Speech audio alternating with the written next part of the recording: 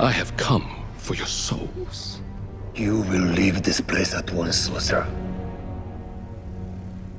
These are your champions? Hello World Wide Web, I'm Dr. Shado, the internet personality with the best hair. And recently, Mortal Kombat 1 came out, which is the latest sequel of the Mortal Kombat franchise that is also a reboot, but not quite. But it is the first, it changes the story around in a game series that no one really cares that much about the story anyway. But either way, I do movie reviews, so let's talk about the film franchise. The Mortal Kombat movie franchise began in 1995 with Paul W.S. Anderson's Mortal Kombat, and killed 2 years later with Mortal Kombat Annihilation, forgotten and only spoken of in soft whispers until 2021, with a third movie that completely reboots the film franchise, Mortal Kombat, directed by Simon McQuoid. Interestingly enough, it's said that one big reason that Paul W.S. Anderson ended up doing like the entire Resident Evil film franchise is because of the fact that he did not do the sequel to Mortal Kombat and he really did not like what they did with it. But after seeing what he did with the Resident Evil franchise, I'm not sure he would have done any different. But what is Mortal Kombat all about? Well, Earthrealm must defend itself from the forces of Outworld with a grand tournament, Mortal Kombat. At least that's what's supposed to happen, but this is a movie, so they gotta change up a bunch of stuff, ignoring fan-favorite characters to focus on people who never existed in the franchise before, and hyping up how this tournament especially is the most important tournament in centuries, perhaps of all time, if we can ever actually get to it. But what it's mostly about at its heart is super ninjas beating the crap out of each other, blood flying everywhere, bones breaking, and the body count rising. So let's take a look at Mortal Kombat and see if they at least got that right. Our story starts way back in 1617 Japan. Hanzo Hayashi, played by Hiroyuki Sanada, heads back to the well to fetch more water for his family. Wife Harumi, played by Yukiko Shinohara, and son Satoshi, played by Ren Miyagawa. Not to mention the little one, miscellaneous nameless infant, played by Mia Hall. And everything is happy and perfect and wonderful and not at all what I associate with Mortal Kombat.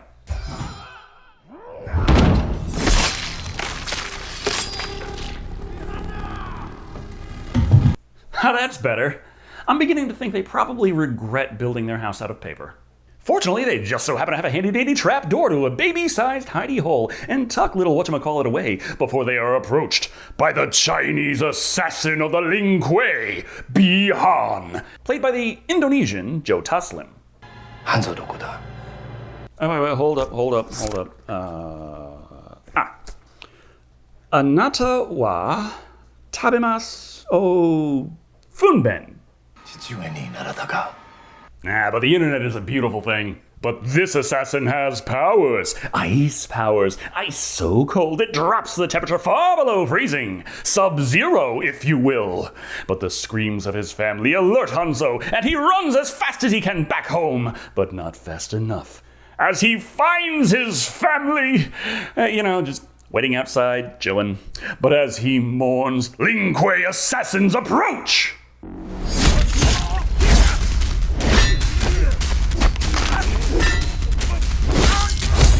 So we jump right back into the action as Hanzo shows us just what people did before they invented wood chippers. After having the stuntman spew enough CGI, Hanzo decides we gotta go more Mortal Kombat here. Grabbing his wife's kunai and some rope, he takes the rest of them out in short order.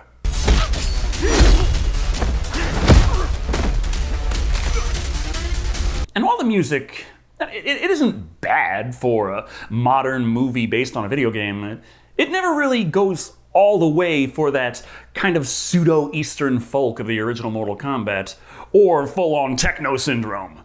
After dealing with the forest demons, Hanzo tracks down Bi-Han, who is waiting for him, waxing poetic about how he slaughtered the entire Hasashi bloodline, in Chinese.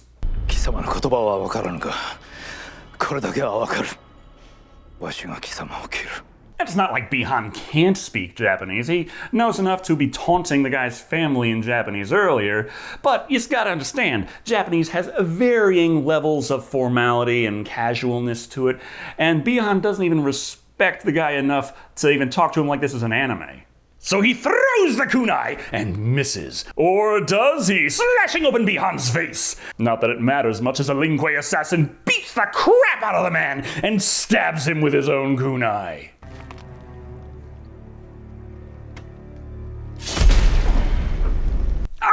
Hey, I'm dying here! For the Lenquai. Oh, you're not gonna put English in little parentheses under that subtitle? So, job well done. He just leaves. But wait! Hanzo is not dead! Gotta painfully crawl back to his home before bleeding out and dying. Accomplished a lot there. But the baby is still alive! And wouldn't you know it, the god of thunder, Raiden, played by Tadanobu Asano, teleports in and rescues the child, teleporting it just before the movie literally spells out some very important plot points. Seems Earthrealm is just about doomed. One more lost tournament and Outworld is free to invade, and that would suck. But ancient prophecy about the Hasashi bloodline saving the day and all that. And while I haven't followed the Mortal Kombat mythology 100% all this time with all the lore and all of the reboots that technically don't reboot but do, there's a lot of different versions of canon that are all technically correct. Yet somehow this movie still managed to do something that is not correct in any of them. Because say hello to our creator character protagonist, Cole Young, played by Louis Tan. He's here with his wife, Allison, played by Laura Brent, and their daughter, Emily, played by Matilda Kimber. Probably not gonna surprise you, but Cole here, well, he's a fighter. Problem though, he's a crappy fighter, doing $200 matches and handily getting pounded into the mat.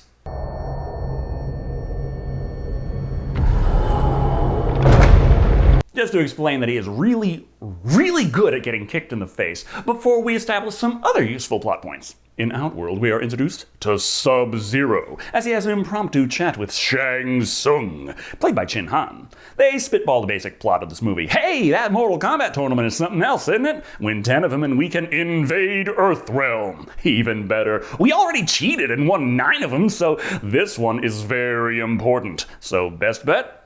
There will be no tournament because There'll be no opposition left to fight. We will already be victorious. They're going for another classic from the 90s, the Tanya Harding strategy. But there was that prophecy that the Hasashi bloodline would save the day in the nick of time, but Sub-Zero already killed them all centuries ago. So let's jump back to the totally unrelated creative character and see how he's doing. No. It's Jason, Freddy, or Rambo that got in the Mortal Kombat games. Candyman has only been in the Mortal Kombat fan games. We're gonna ignore that for now anyway. Far more important is that while Cole sucks at fighting, he's not bad at sportsmanship, and Emily has just the thing he needs to get good. It's a strength bracelet. Now we got one each. Oh, what's he supposed to do with that? Defeat Outworld with the power of friendship? Though honestly, that wouldn't be too far off from feel your animality. But what's this? A new friend walks up. Jax, played by Mehcad Brooks. He's like, hey, great fight. Love the part where you got kicked in the face. Anyway, where'd you get that gnarly tattoo? Cole's like, it's not a tattoo. I've had this birthmark since I was born.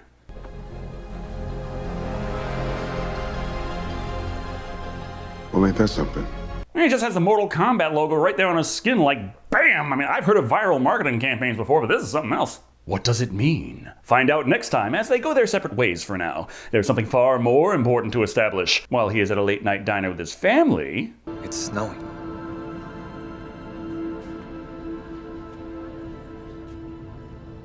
But it's July. I guess this movie takes place in Australia.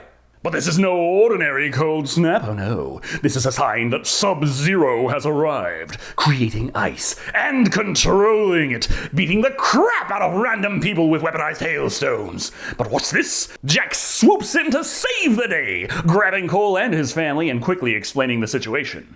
Whatever that was back there is after both of us. Look. That's impossible. Jax is also part of the Mortal Kombat viral marketing campaign, for you see, those who bear the mark of Mortal Kombat are the chosen ones chosen to defend Earthrealm in the Mortal Kombat tournament. And for those of you out there unfamiliar with the games, that is not how any of them work. But until the tournament, Outworld's just been trying to straight up murder Earth's chosen fighters. Speak of the devil, who should be around the corner but Sub-Zero? And Jax neglected to bring his snow tires and ice chains. No bother, he's still got his KSG-12, so Cole can escape with the car while Jax intends to defeat Sub-Zero with a face full of buckshot!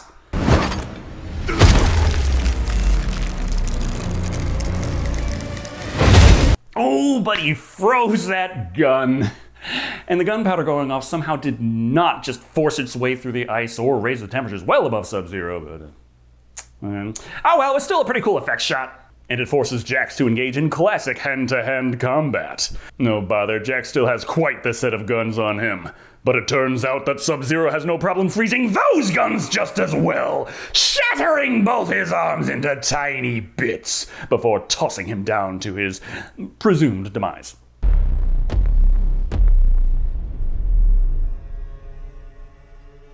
But of course he's still alive. Nobody popped out to say, fatality. That's a dead giveaway. Pardon the phrase. Cole, in the meantime, just drove home, and fortunately, no adrenaline rush is going to keep his daughter from going to bed. Cole realizes, though, if Sub-Zero is after him, staying with his family will only put them in danger. Fortunately, before he went off on his own, Jax just so happened to drop the name and address of his partner, just in case.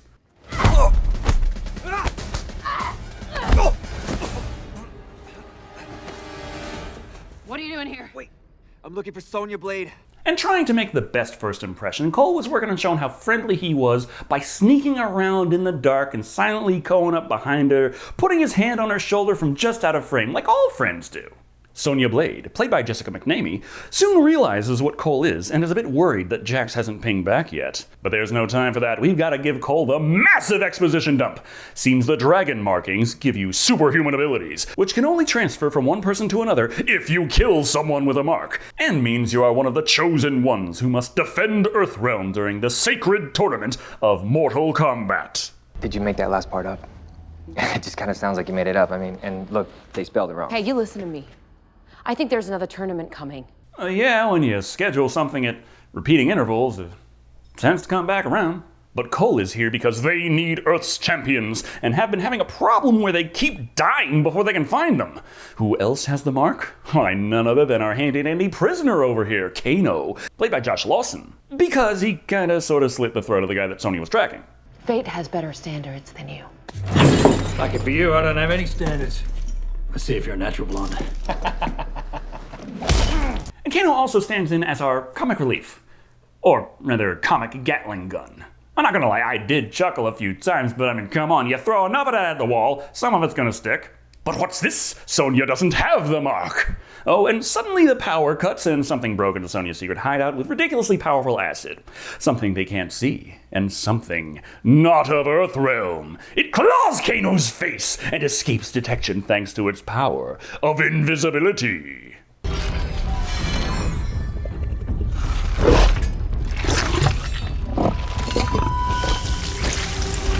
Reptile. And yeah, I get it, he's Reptile, he is a reptile. I do know that is kind of how it's worked for a while now, but I always liked it when Reptile was the Green Ninja, and under the mask, he's a reptile. Hey, monster, you do you. Utilizing Reptile's acid spit, Kano frees himself from his chains and heads into the fight, stabbing a flare into the invisible beast, revealing its position and giving them a chance to work together, stabbing the creature before Kano tears its heart out of its chest. Kano wins. Kano's tired now. Kano thinks he'll go get himself some macas. But whoopsie, the fire kinda sorta burnt up all that information Sonya had on that whole Mortal Kombat thingamajig, and she never thought to maybe have a backup. But looky here! Kano just so happens to be a former smuggler who just so happened to do black market deals into Raiden's temple. Therefore, he just so happens to know exactly where they need to go. How convenient! Of course, he's not enthusiastic about being forthcoming with the information, so Sonya gives him an ultimatum. If he helps them, he can have $3 million. As opposed with the angle I would have gone with, which is, hey, Outworld is attacking Earthrealm, which is the entire realm, so that dimension will destroy our dimension, and you're part of this dimension, so maybe help out. But hey, I guess the Mr. Beast strategy works too. And they're off, taking one of Kano's smuggling planes out to the middle of nowhere, and skydiving in to somewhere. It's desert, and they are going in a direction. Yeah, maybe this wasn't the best travel itinerary, but not to worry, for a friendly face has appeared over the horizon. Hello, Earthrealmers. It is I, Decker Shado, the internet personality with the best hair, here to remind you to like the video, and if you haven't yet, maybe subscribe. Huh? Oh, fine, talk to the monk. Okay, that's far enough, MC Hammer. Liu Kang, played by Ludi Lin, introducing himself Mortal Kombat style with one of his signature fireballs.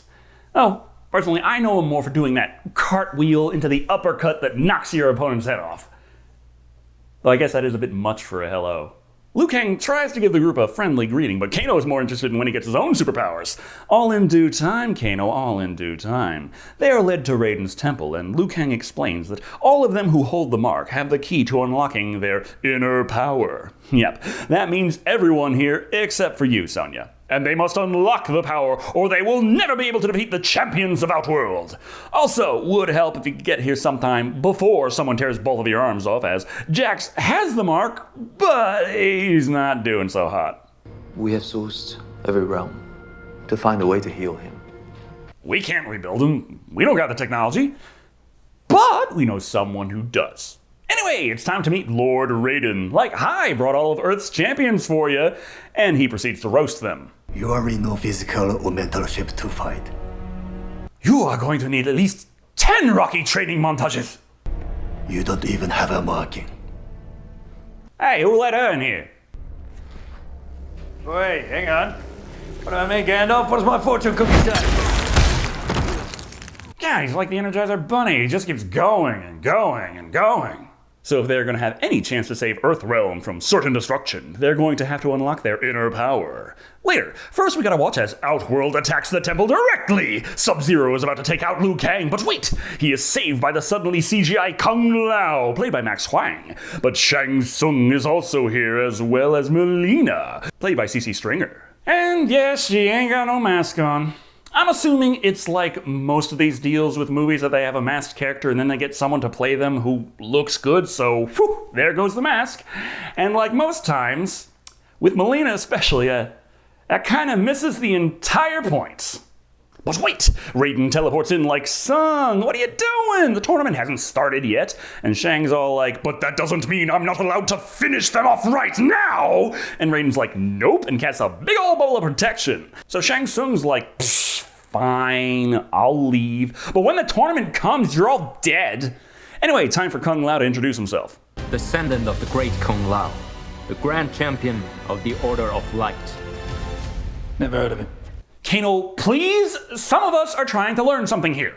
As they have very little time until the tournament, Liu Kang says they must begin training at once, specifically to unlock their inner power. You know, special moves. I hope I get fireballs. There is no guarantee. So look, instead of fireballs, what else can I shoot out of my ass? Like knives or guns? Do you ever shut up? Of course, in the games, the special moves are explained by virtue of the fact that it's a video game. Somehow this confuses screenwriters. So that's why we got this whole thing with the Mortal Kombat logos and Chosen Ones and Feel Your Animal Arcana. But they have to unlock it first. So Kung Lao beats the crap out of Cole, hoping that the ordeal will be enough to unlock his. In Mortal Kombat, talent will only get you so far. To truly excel, you must purchase the Battle Pass and other microtransactions. Kano isn't impressed with how easily they turn Cole into a punching bag, but when he goes up against Liu Kang, well, they just do the leg sweep spam trick against Kano. I'm not even joking, and honestly, I love it. This is straight out of the classic games. So his Arcana ain't unlocking anytime soon, and Jax isn't even in any shape to fight. He's back on his feet, but the little mecha arms they built for him are surprisingly weak for cybernetic prosthetics. These don't work. These are not me.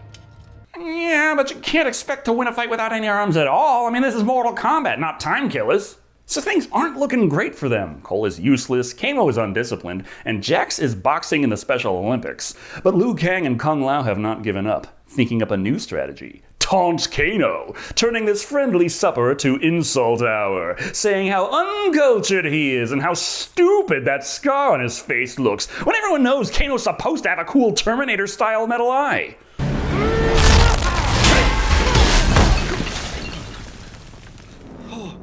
Which also made it easier to explain how he's able to shoot a death laser out of the thing. It's because it was a big metal red eye. Now it's because his Arcana. Makes so much more sense, doesn't it?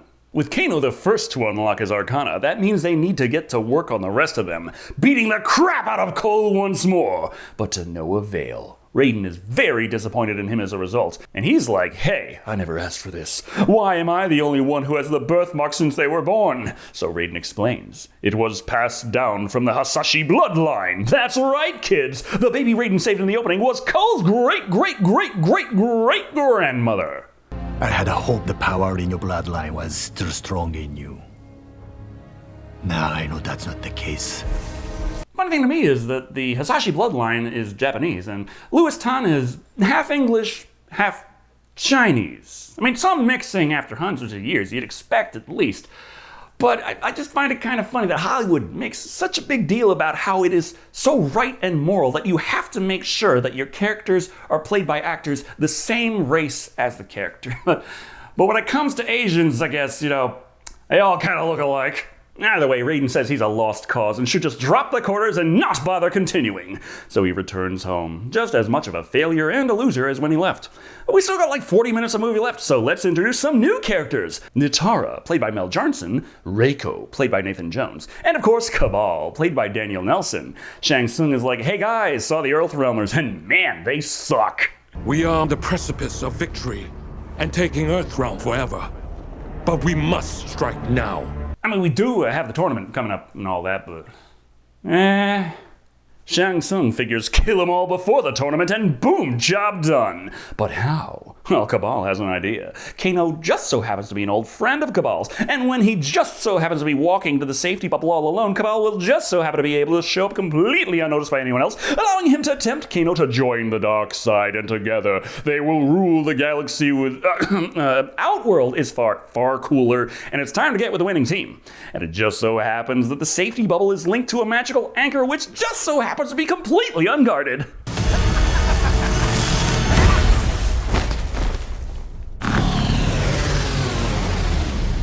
And of course, while Raiden set it up in like a fifth of a second, now that the bubble has burst, nothing we can do about that. So Shang Tsung shows up with his posse to finish them. But what's this? They also sent Goro to Cole's house to take him out. So the fight is on. Earthrealmers defend Raiden's temple in one location while Cole gets pounded to dust in another. But still not at the tournament, so the casualties are kind of limited.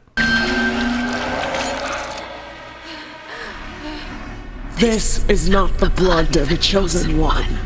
Your death has no worth. As if the fact that she wasn't fighting back with elemental powers and superhuman abilities wasn't a big enough hint. But that's not to say that no one gets taken out here. Nitara attacks Kung Lao, so Kung Lao slices her in two. Flawless victory. Fatality. A flawless victory is when you win the fight without even getting hit. And I mean, yeah, you can have both at once, but come on, man. Fatality. Back with Cole, though, his family tries desperately to escape, so Goro beats the crap out of their car. Hey, wait a minute, this isn't Street Fighter. But seeing his family in danger, finally manages to unlock Cole's inner Arcana Power Chakra Soul Train, turning his friendship bracelet into friendship armor. Or power, yeah, whatever. And he gets weapons to boot. Point is, it's kind of like that part in the Doom movie where Carl Urban gets God mode. Suddenly, Cole is super strong and nearly invincible. Oh, that's not unbalanced at all. And he easily takes out Goro.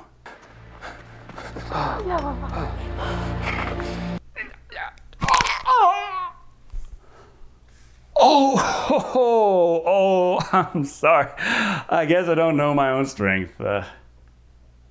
My bad? Things aren't looking so hot back at Raiden's temple. The baddies beat down all the champions, and now Sonya is in trouble. But Jax cannot lift the rock upon her with his piddly little Tinker Toy triceps. But wait! Now he unlocks his Arcana, the magical power of big ol' robot arms. Like the ones he had, but far, far more impressive.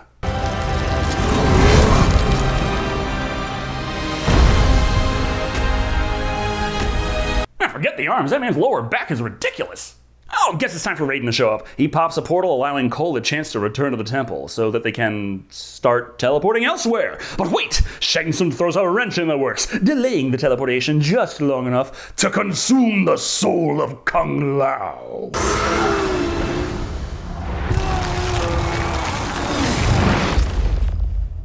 Man, don't you hate it when the deity's god powers are just weak enough to allow the bad guy to get in a few good hits? I guess everyone's got some kinks in their plot armor. Because hey, Raiden just so happened to teleport everyone else to this handy-dandy realm between realms, which just so happens to be the one place that Shang Tsung cannot reach. How convenient.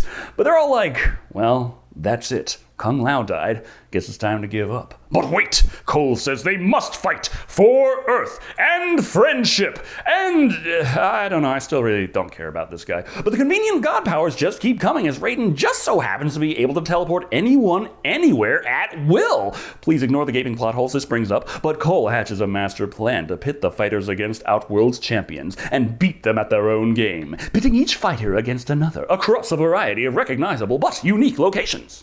What about Sub-Zero? Nobody's taking him out one-on-one. Yeah. We saved Sub-Zero for last. So Sub-Zero's the final boss? It's a bit odd, but hey, I guess, Goro was level 1. Reptile was a tutorial mission. So, no, we still are not at the Mortal Kombat tournament, but everyone's fighting, kinda like a tournament, but, without all that pesky structure and honor. Anyway, Jax takes out Reiko. Sonya defeats Kano with the power of a garden gnome. Liu Kang fries Cabal to a crisp. And before Melina can kill Cole, Sonya swoops in and power ring blasts a hole through her torso. That's pretty cool. Little parting gift from Kano. And while it took everyone else days of harsh training to unlock their arcana, Sonya just did it during a scene transition. Man, is there anything you can't do when you're out of frame? But Outworld is playing dirty. Or, well, Earthrealm isn't exactly keeping it above the belt here, but Sub-Zero has kidnapped Cole's family, luring him to come to them alone. Just ignore the whole Raiden instant transmission trick. It somehow isn't working right now. Oh, would you look at that? Sub-Zero has frozen the Hasashi family to death. Again! But Cole lashes out with his ancestors' kunai, bleeds on it, and Hellraiser style manages to bring Hanzo back from the dead.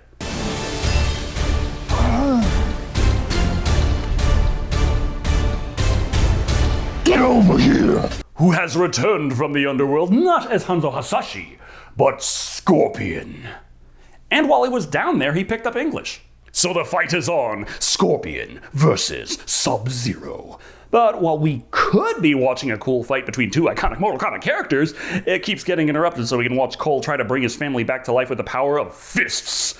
This goes back and forth for a while, but Sub-Zero eventually freezes Scorpion. But wait. It turns out fire is far more effective at melting ice than punches. Who could have guessed? As it's super effective, Scorpion has no problem finishing off Sub-Zero, going for the classic where he removes his mask, revealing a human face, and breathes fire on Sub-Zero, burning him to a crisp.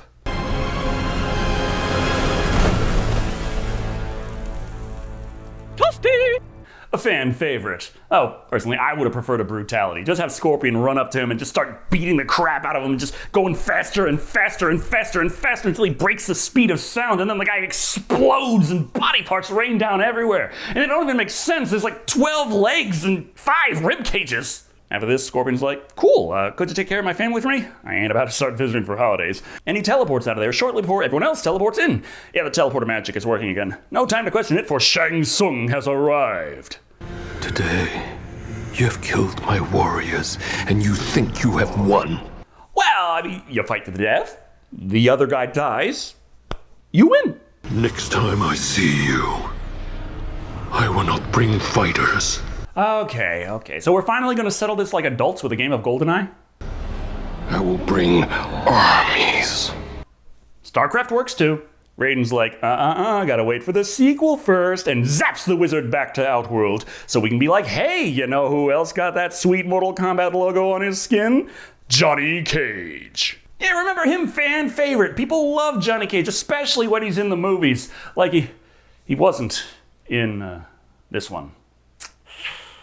Anyway, that was Mortal Kombat. And don't let it bother you too much that Johnny Cage wasn't in it. Neither was the Mortal Kombat tournament. And we spent like the whole movie hyping the thing up, so that's quite a piece of artistic choice right there. I mean, the movie took a lot of liberties with the material, but wow. Though it should be stated from my position, I didn't hate all the changes. Most likely because I just got off the summer of Mila Jovovich, and the Resident Evil movies hardly had anything at all to do with the games. But taken as a movie by itself and trying to forget it's about Mortal Kombat, the flick at least has some stuff going for it. The acting is alright, and the visual style used throughout is clear, consistent, and high quality, which matches the tone of the flick very well. Combine that with some honestly impressive special effects, and at least for the cinematography on display, Mortal Kombat is the best looking movie adaptation so far. But, as I've put off talking about the plot and writing this long, you can guess where this is going. While it does stay truer to the source material than a lot of so-called adaptations, the fact that it got it oh so close, but still went off the rails with some newly introduced subdermal MacGuffin, as well as having the main protagonist be someone not from any of the games, and with a power set so broken we can be sure they'll never be put in the games, it's all the more frustrating to watch. Then, of course, it's the classic issue of having very loosely defined superpowers, where 1 minute characters are able to completely alter the course of events with but a few simple tricks, and the next we're just supposed to forget about all those things they just showed us they're clearly able to do, because we've got a far simpler action scene we really want to do. At the end of the day, Mortal Kombat is the second best Mortal Kombat movie I've ever seen. Visually, it's leagues ahead of the original, with far better special effects, choreography, and over-the-top action, but cheesy as it was, the original did still do a far better job adhering to the lore of the franchise. Thus, Mortal Kombat from 2021 comes in at 3 cardiovascular souvenirs out of 5. A beautiful disappointment, but hey, at least it's not Annihilation. Thank you all for watching. I've been Shado, and remember, the true key to defeating the forces of Outworld once and for all lies in mastering the ancient technique of the babality. Focus on the pain, Cole. I'm focusing. Nothing's happening. It just hurts. Stick with it. And while you're here, why not brush up on your knowledge of the Mortal Kombat extended lore with Dead Meat's video of the 2011 video game kill count? Yeah, he's got writers helping him, I don't. But best I could do is maybe the Summer of Saw. That seems relevant about now. Or the algorithmically selected recommended video. Whatever that is.